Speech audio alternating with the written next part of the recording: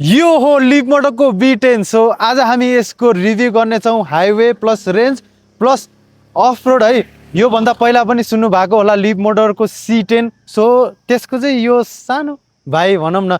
Last सबैजनालाई welcome to motor गाडी NP.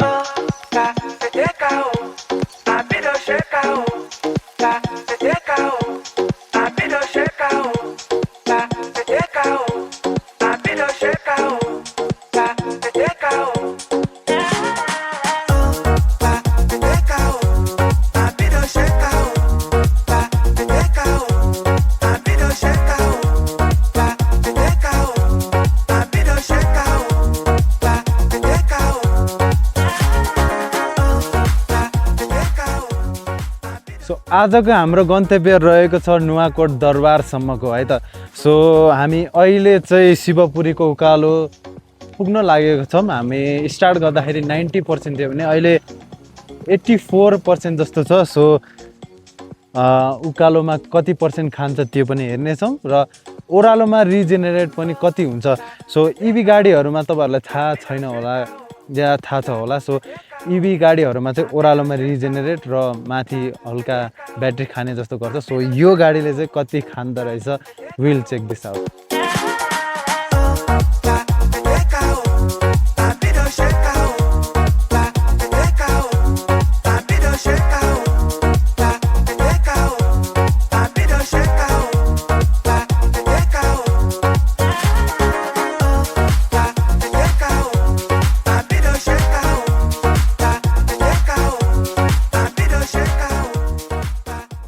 Okay, हामी शिवपुरीको उकालो चढ्दै गर्दाखेरि चाहिँ यो गाडीको बारेमा कुरा गरौँ है त थोरै।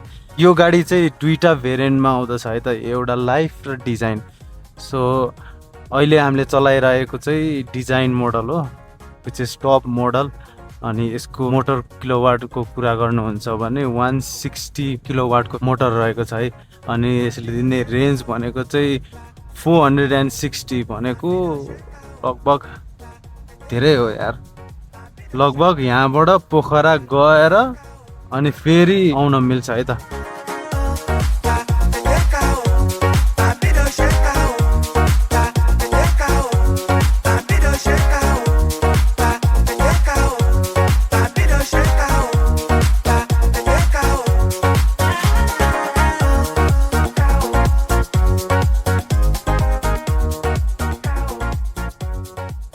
ओके, अहिले हामी माथि आयो र हिमाल पनि कस्तो राम्रो देखेको है हाम्रो। अनि हामी अहिले 81%मा छौँ है त। हामी उकालो चढ्दाखेरि लगभग 4% माथि आयौँ। सो अब ओह्रालो जाँदाखेरि हामी स्ट्रङ रेजिनेटरमा हालेर चलाउँछौँ। अब ओह्रालो लगभग हामी 6 पुग्दाखेरि कति पर्सेन्ट रिजेनेरेट हुन्छ त्यो पनि हेर्छौँ है त।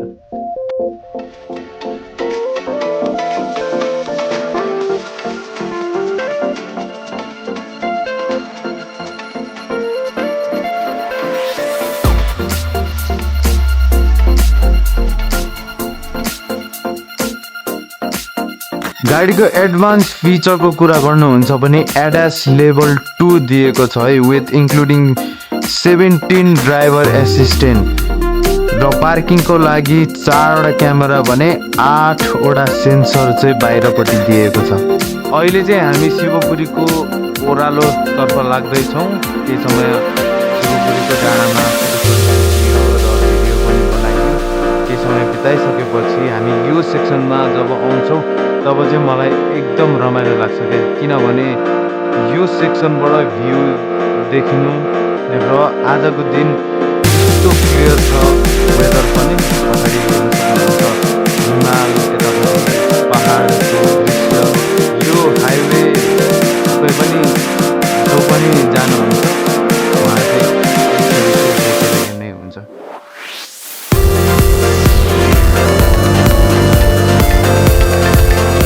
हामी अहिले 6 कटिसकेको क्रममा यहाँ आउँदाखेरि चाहिँ ब्याट्री रिजेनेरेट 4% भएको छ है। सो हामी शिवपुरीको उकालो चढ्दै गर्दा 4% हाम्रो खाएको थियो भने अहिले हामी 6 लगभग कटिसकेपछि हाम्रो ब्याट्री पनि त्यस्तै रिजेनेरेट भएको छ विच इज 4%। अहिले हामी 84%मा छौँ which is really good. Battery एकदम रिजेनेरेट भएको छ। सो फर्दर मोर कस्तो ब्याट्री खान्छ अब सिधा सेक्सन आउन थालेको छ जस्तो तराई भाइब जस्तो। सो हामी त्यो पनि हेर्छौँ। अहिले चाहिँ हामी यो बटार बजार आइसकेको छौँ है। यहाँ आउँदाखेरि अघि रिजेनेरेट भएको ब्याट्री हाम्रो 84% भएको थियो भने यहाँ लगभग त्यहाँ छहरेबाट यहाँ आउँदाखेरि चाहिँ जम्मा 4% 5% घटेको छ है। हामी अब दरबारतिरको बाटोतर्फ लाग्दैछौँ। सो बाटोमा जोडिउँला यता छ।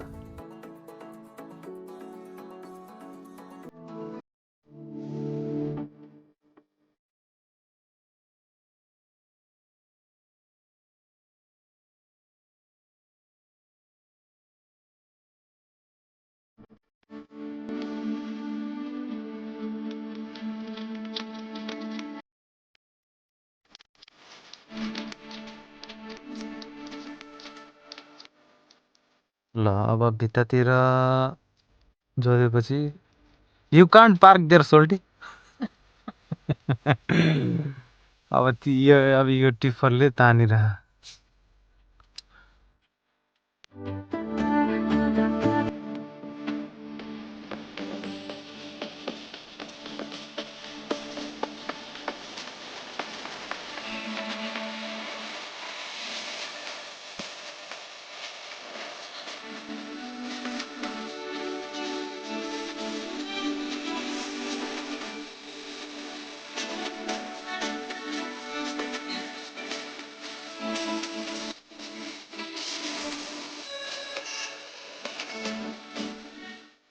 Finally we have reached our destination. अनि यहाँसम्म आउँदाखेरि ब्याट्री पर्सेन्ट चाहिँ 73सम्म झरेको छ है।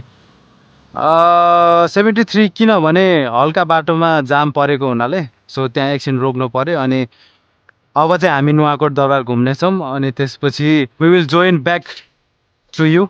सो अहिलेको लागि लेट्स गो।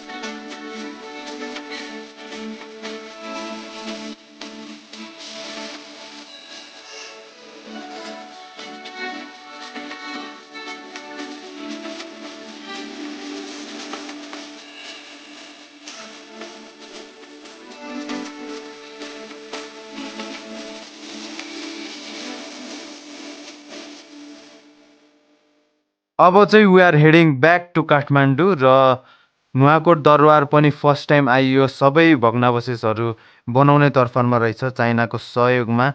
सो भैरव मन्दिर दर्शन पनि गर्न पाइयो। 55 to 60 इयर्स पुरानो कछुवा पनि देखियो। ओके अब हाम्रो ब्याट्री पनि 73% बाँकी छ। सो अब काठमाडौँ पुग्दा अवश्य घट्छ भन्ने मैले तुलना गरेको छु किनभने उकालो रहेको छ। अब हामी तपाईँहरूलाई नाइट भ्यू पनि देखाउनेछौँ र साँझको टाइममा अब यहाँबाट हिँड्दैछौँ है त हामी।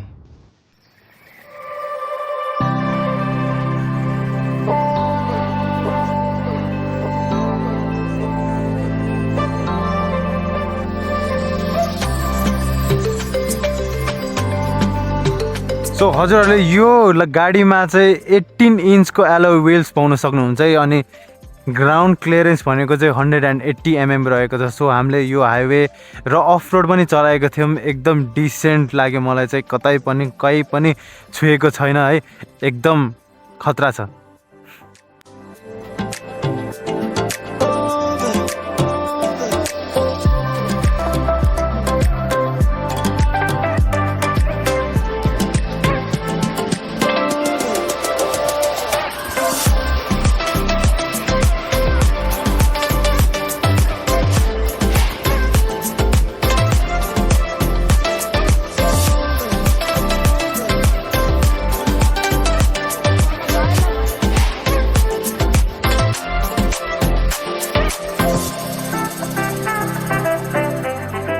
यो गाडीमा चाहिँ auto adjusting high low beam पनि रहेको छ है।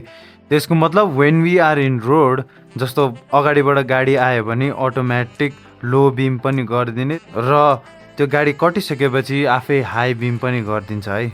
काइन्ड अफ युजफुल कुरा पनि हो गाडीमा चाहिने। कहिलेकाहीँ हाई बिम पनि अटोमेटिक हुने हिसाबले हामीले गरिरहनु परेन र हात रिच आउट गरिरहनु परेन। यतिको प्राइस रेन्जमा यस्तो फुल अफ फिचर्स गाडी आउँछ भने why not go for it. So हजुरहरूले यसको टेस्ट ड्राइभ पनि लिनु सक्नुहुन्छ नियरेस्ट सोरुममा भिजिट गरेर, which is located at Uttar ढोका।